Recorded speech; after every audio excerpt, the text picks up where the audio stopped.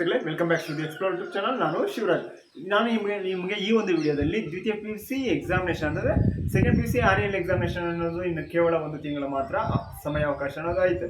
ಇದರಲ್ಲಿ ಅರ್ಥಶಾಸ್ತ್ರ ವಿಷಯದಲ್ಲಿ ಯಾವ ಪ್ರಶ್ನೆಗೆ ಎಷ್ಟು ಟೈಮಿಂಗ್ಸ್ ಅನ್ನೋದು ಅಂತಂದರೆ ಉತ್ತರ ಬರೀಲಿಕ್ಕೆ ಯಾವ ಪ್ರಶ್ನೆಗೆ ಎಷ್ಟೊಂದು ಟೈಮಿಂಗ್ಸ್ ಅನ್ನೋದು ಮೀಸಲಿಡಬೇಕು ಅಂತೇಳಿ ನಾನು ನಿಮಗೆ ಈ ಒಂದು ವಿಡಿಯೋದಲ್ಲಿ ತಿಳಿಸ್ಕೊಡ್ತಿದ್ದೀನಿ. ಇದಕ್ಕಿಂತ ಮುಂಚೆ ನಮ್ಮ ಒಂದು ಚಾನಲ್ನ ಯಾರು ಸಬ್ಸ್ಕ್ರೈಬ್ ಮಾಡಿಲ್ಲ ದಯವಿಟ್ಟು ಸಬ್ಸ್ಕ್ರೈಬ್ ಮಾಡಿ ಅಂತ ಹೇಳ್ತಾ ಬನ್ನಿ ವಿಡಿಯೋ ಒಳಗಡೆ ಹೋಗೋಣ. ಫಸ್ಟ್ ಆಫ್ ಆಲ್, ನಿಮ್ಮ ಒಂದು ಎಕ್ಸಾಮಿನೇಷನ್ ಲಾಸ್ಟ್ ಇಯರ್ ಬಂದುಬಿಟ್ಟು 3 ಗಂಟೆ 15 ನಿಮಿಷಗಳ ಒಂದು ಸಮಯಾವಕಾಶ ಅನ್ನೋದಿತ್ತು. ಆದರೆ ಈಗ ಬಂದುಬಿಟ್ಟು 3 ಗಂಟೆಗಳು ಮಾತ್ರ ಐತೆ. ಇದರಲ್ಲಿ 15 ನಿಮಿಷಗಳಷ್ಟು ನಿಮ್ಮ ಒಂದು ಪ್ರಶ್ನೆ ಪತ್ರಿಕೆಯನ್ನು. ಹಾಯ್ ಹಲೋ ನಮಸ್ತೆ, welcome back to the Explore YouTube channel. ನಾನು ಶಿವರಾಜ್. ವಿದ್ಯಾರ್ಥಿಗಳೇ, ನಿಮಗೆ ಇನ್ನು ದ್ವಿತೀಯ PUC ಎಕ್ಸಾಮಿನೇಷನ್ ಕೇವಲ 1 ತಿಂಗಳು ಮಾತ್ರ ಅವಕಾಶ ಇದೆ. ಸೊ ಆದರೆ ಯಾವ ಒಂದು ಪ್ರಶ್ನೆಗೆ ಎಷ್ಟು ಒಂದು ಟೈಮಿಂಗ್ಸ್ ಅನ್ನೋದನ್ನ ಸಮಯನ ಮೀಸಲಿಡಬೇಕು ಅಂತೇಳಿ ನಿಮಗೆ ಈ ಒಂದು ವಿಡಿಯೋದಲ್ಲಿ ತಿಳಿಸ್ಕೊಡ್ತೀನಿ. ಇದುವರೆಗೆ ನಮ್ಮ ಒಂದು ಚಾನಲ್ನ ಯಾರು ಸಬ್ಸ್ಕ್ರೈಬ್ ಮಾಡಿಲ್ಲ ದಯವಿಟ್ಟು ಸಬ್ಸ್ಕ್ರೈಬ್ ಮಾಡಿ ಅಂತ ಹೇಳ್ತಾ ಬನ್ನಿ ವಿಡಿಯೋ ಒಳಗಡೆ. ಫಸ್ಟ್ ನಾನು ನಿಮಗೆ ತಿಳಿಸ್ಕೊಡ್ತಕ್ಕಂಥದ್ದು ಅರ್ಥಶಾಸ್ತ್ರ ಎಕನಾಮಿಕ್ಸ್ ಸಬ್ಜೆಕ್ಟ್ಗೆ ಸಂಬಂಧಿಸಿದಂತೆ.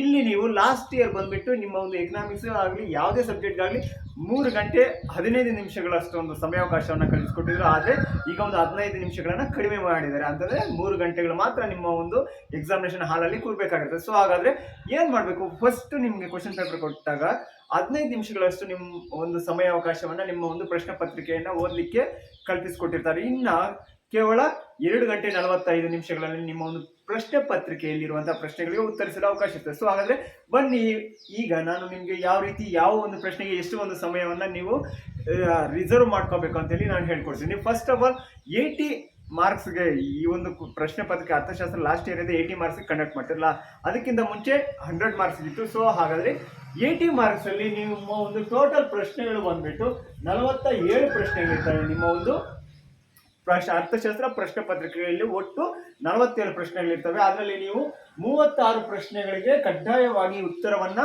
ಬರೀಲೇಬೇಕಾಗ್ತದೆ. ಇನ್ನು ಒಟ್ಟು ನಿಮ್ಮ ಒಂದು ಪ್ರಶ್ನೆ ಪತ್ರಿಕೆಯಲ್ಲಿ 120 ಅಂಕಗಳಿಗೆ ಪ್ರಶ್ನೆಗಳನ್ನು ಕೊಟ್ಟಿರ್ತಾರೆ. ಅದರಲ್ಲಿ ಎಷ್ಟು 80 ಮಾರ್ಕ್ಸ್ ಅನ್ನೋದು ನಿಮ್ಗೆ ಗೊತ್ತಿರುವಂಥ ವಿಷಯ, 80 ಮಾರ್ಕ್ಸ್ಗೆ ಬರೀಬೇಕು. ಸೊ ಹಾಗಾದರೆ ಫಸ್ಟ್ ಆಫ್ ಆಲ್ ನಿಮ್ಮ ಒಂದು ಸೆಕೆಂಡ್ PUC ಅರ್ಥಶಾಸ್ತ್ರ ಅಂದರೆ ಎಕನಾಮಿಕ್ಸ್ ಕ್ವಶನ್ ಪೇಪರಲ್ಲಿ part A, B, C, D, E ಎಂತಕ್ಕಂಥ ಪಾರ್ಟ್ಗಳಾಗಿ ವರ್ಗೀಕರಣ ಮಾಡಿರ್ತಾರೆ. ಇದರಲ್ಲಿ ಪಾರ್ಟ್ A ಬಂದ್ಬಿಟ್ಟು ಬಹು ಆಯ್ಕೆಯ ಪ್ರಶ್ನೆಗಳು 5 ಇರ್ತವೆ. ಖಾಲಿ ಬಿಟ್ಟ ಸ್ಥಳವನ್ನು ಭರ್ತಿ ಮಾಡಿ ಪ್ರಶ್ನೆಗಳು 5 ಇರ್ತವೆ. ನೆಕ್ಸ್ಟು ಹೊಂದಿಸಿ ಬರೀರಿ ಮ್ಯಾಚ್ ದಿ ಫಾಲೋಯಿಂಗ್ ಪ್ರಶ್ನೆಗಳು ಬಂದ್ಬಿಟ್ಟು 5 ಇರ್ತವೆ. ನೆಕ್ಸ್ಟ್ 1 ಅಂಕದ ಪ್ರಶ್ನೆಗಳು 5 ಇರ್ತವೆ. ಹಾಗಾದ್ರೆ ಯಾವ ಪ್ರಶ್ನೆಗೆ ಎಷ್ಟು ಒಂದು ಸಮಯವನ್ನ ಮೀಸಲಿಡಬೇಕು ನೀವು? ಫಸ್ಟ್ ಅಲ್ಲಿ ಬಹು ಆಯ್ಕೆ ಪ್ರಶ್ನೆಗಳು 5 ಇರುವುದರಿಂದ ಪ್ರತಿ ಪ್ರಶ್ನೆಗೆ ಕೇವಲ 1 ನಿಮಿಷವನ್ನ ಮಾತ್ರ ನೀವು ನಿಗದಿಪಡಿಸ್ಕೋಬೇಕಾಗ್ತದೆ ಉತ್ತರವನ್ನ ಬರೀಲಿಕ್ಕೋಸ್ಕರ. ಸೊ ಅದರಿಂದ 5 ಪ್ರಶ್ನೆಗಳಿರ್ತವೆ. ಪ್ರತಿ ಪ್ರಶ್ನೆಗೆ 1 ನಿಮಿಷದ ಲೆಕ್ಕದಲ್ಲಿ 5 ನಿಮಿಷಗಳಲ್ಲಿ ನಿಮ್ಮ ಒಂದು ಫಸ್ಟ್ ಮೇನ್ ಅನ್ನೋದನ್ನ ಮುಗಿಸಿರ್ಬೇಕು. ಸೆಕೆಂಡ್ ಒಂದು ಬಂದ್ಬಿಟ್ಟು ಬಿಟ್ಟ ಸ್ಥಳವನ್ನ ಭರ್ತಿ ಮಾಡಿ. ಅದರಲ್ಲಿ ಸಹ ಅಷ್ಟೇ 5 ಪ್ರಶ್ನೆಗಳಿರ್ತವೆ. ಪ್ರತಿ ಪ್ರಶ್ನೆಗೂ 5 ಪ್ರಶ್ನೆಗಳು ಕಡ್ಡಾಯವಾಗಿ ನೀವು ಉತ್ತರಿಸಲೇಬೇಕಾಗಿರ್ತದೆ. ಸೊ ಅದರಿಂದ 1 ನಿಮಿಷದ ಕಾಲಾವಕಾಶ ಪ್ರತಿ ಪ್ರಶ್ನೆಗೆ ನೀಡಬೇಕಾಗ್ತದೆ. ಸೊ ಅದರಿಂದ 5 ನಿಮಿಷಗಳಲ್ಲಿ ಸೆಕೆಂಡ್ ಮೇನ್ ಅನ್ನೋದು ಕಂಪ್ಲೀಟ್ ಆಗಬೇಕು. ನೆಕ್ಸ್ಟ್ ಥರ್ಡ್ ಮೇನ್ ಇದು ಹೊಂದಿಸಿ ಬರೀರಿ ಅಂತಂದ್ರೆ ಮ್ಯಾಚ್ ದಿ ಫಾಲೋಯಿಂಗ್. ಅಲ್ಲೇ ಆ ಕ್ವಶನ್ಸ್ ಇದ್ದು ಅಲ್ಲೇ ಆನ್ಸರ್ ತುಂಬಾ ಈಸಿ ಅನ್ಸುತ್ತೆ. ಸೊ ಅದರಿಂದ 5 ನಿಮಿಷಗಳಲ್ಲಿ ಇದನ್ನ ಸಹ ಮುಕ್ತಾಯ ಮಾಡಿರ್ಬೇಕು. ಟೋಟಲ್ 15 ಮಿನಿಟ್ಸ್ ಅನ್ನೋದು ಮುಗೀತು. ಅದಾಯ್ತಾ? ನೆಕ್ಸ್ಟ್ ಈಗ ನಮಗೆ ನೆಕ್ಸ್ಟ್ ಫೋರ್ತ್ ಮೇನ್ ಅಲ್ಲಿ 1 ಅಂಕದ ಪ್ರಶ್ನೆಗಳಿರೋದ್ರಿಂದ ಅದಕ್ಕೂ ಸಹ ಅಷ್ಟೇ 1 ನಿಮಿಷವನ್ನು ನಿಗದಿಪಡಿಸಿಕೊಂಡ್ರೆ 5 ನಿಮಿಷದಲ್ಲಿ ನಿಮ್ಮ ಒಂದು 1 ಅಂಕದ ಪ್ರಶ್ನೆಗಳು ಮುಗಿತವೆ. ಸೊ ಫಸ್ಟ್ ಮೇನ್ ಬಂದ್ಬಿಟ್ಟು 20 ನಿಮಿಷಗಳಲ್ಲಿ ಮುಕ್ತಾಯ ಆಗ್ತದೆ. ಸೊ ಇದರಲ್ಲಿ ನಿಮಗೆ 20 ಅಂಕಗಳು ಪಕ್ಕ ಬಂದೇ ಬರ್ತದೆ. ಇನ್ನು ಸೆಕೆಂಡ್ ಪಾರ್ಟ್ B ಅಲ್ಲಿ 2 ಅಂಕದ ಪ್ರಶ್ನೆಗಳಿರ್ತವೆ. ಸೊ ಇದರಲ್ಲಿ ನೀವು 6 ಪ್ರಶ್ನೆಗಳನ್ನ ಕಡ್ಡಾಯವಾಗಿ ಉತ್ತರಿಸಲೇಬೇಕಾಗ್ತದೆ. ಸೊ ಪ್ರತಿ ಪ್ರಶ್ನೆಗೆ 2 ನಿಮಿಷಗಳ ಒಂದು ಸಮಯಾವಕಾಶವನ್ನು ನೀಡ್ಕೋಬೇಕಾಗ್ತದೆ. ಸೊ ಅದರಿಂದ ಅದೇ 12 ನಿಮಿಷಗಳಲ್ಲಿ ಈ ಒಂದು ಪಾರ್ಟ್ B ಅಲ್ಲಿ ಇರುವಂತಹ 2 ಅಂಕದ ಪ್ರಶ್ನೆಗಳನ್ನ ನೀವು ಉತ್ತರಿಸಬೇಕು.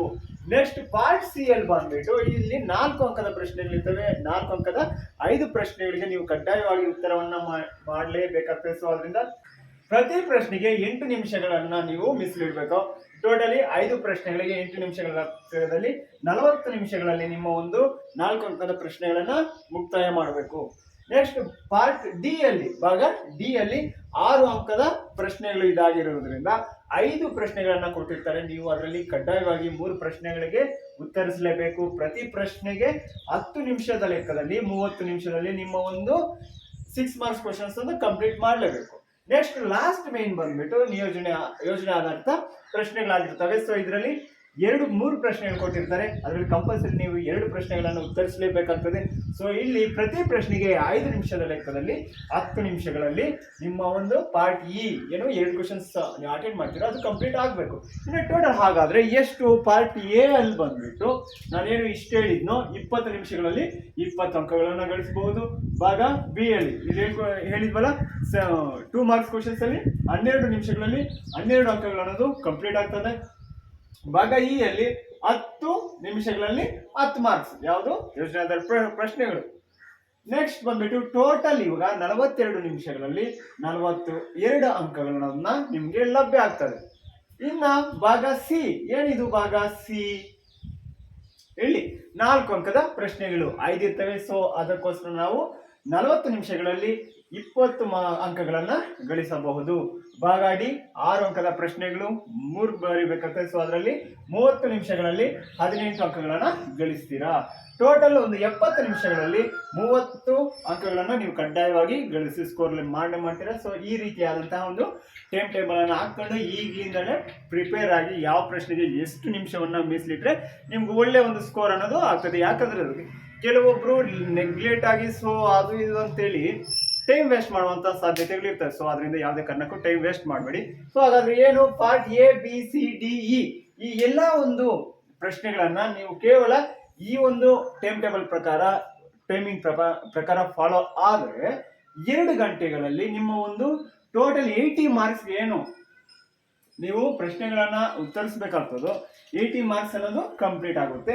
ಇನ್ನು 45 ಮಿನಿಟ್ಸ್ ನೀವು ಹೆಚ್ಚುವರಿ ಪ್ರಶ್ನೆಗಳಿಗೆ ಉತ್ತರಿಸಲಿಕ್ಕೆ ಅವಕಾಶ ಇರ್ತದೆ. ಏನಾದರೂ ಮಿಸ್ ಮಾಡಿದ್ರಾ ಇಲ್ಲ ಅಂತ ಚೆಕ್ ಮಾಡಲಿಕ್ಕೆ ಅವಕಾಶ ಇರ್ತದೆ. ಸೊ ಆದ್ರಿಂದ ಈಗಾಗಲೇ ಪ್ರಿಪರೇಟರಿಗಳು ಅನ್ನೋದು ಸ್ಟಾರ್ಟ್ ಆಗೈತೆ. ಸೊ ಅದರಿಂದ ಈಗಲೇ ಸಹ ನಿಮ್ಮ ಒಂದು ಇದರ ಪ್ರಕಾರ ಫಾಲೋ ಅಪ್ ಆದರೆ ಕೇವಲ 2 ಗಂಟೆಗಳಲ್ಲಿ 80 ಅಂಕಗಳಿಗೆ ಒಂದು ಉತ್ತರಿಸಬಹುದು. ಈ ಒಂದು ವಿಡಿಯೋ ನಿಮಗೆ ಇಷ್ಟವಾಯಿತು ಅನ್ಸುತ್ತೆ. ಸೊ ಅದಕ್ಕೆ ತಪ್ಪದೆ ನಮ್ಮ ಒಂದು ಚಾನಲ್ನ ಸಬ್ಸ್ಕ್ರೈಬ್ ಮಾಡಿ ಅಂತ ಹೇಳ್ತಾ ಧನ್ಯವಾದಗಳು.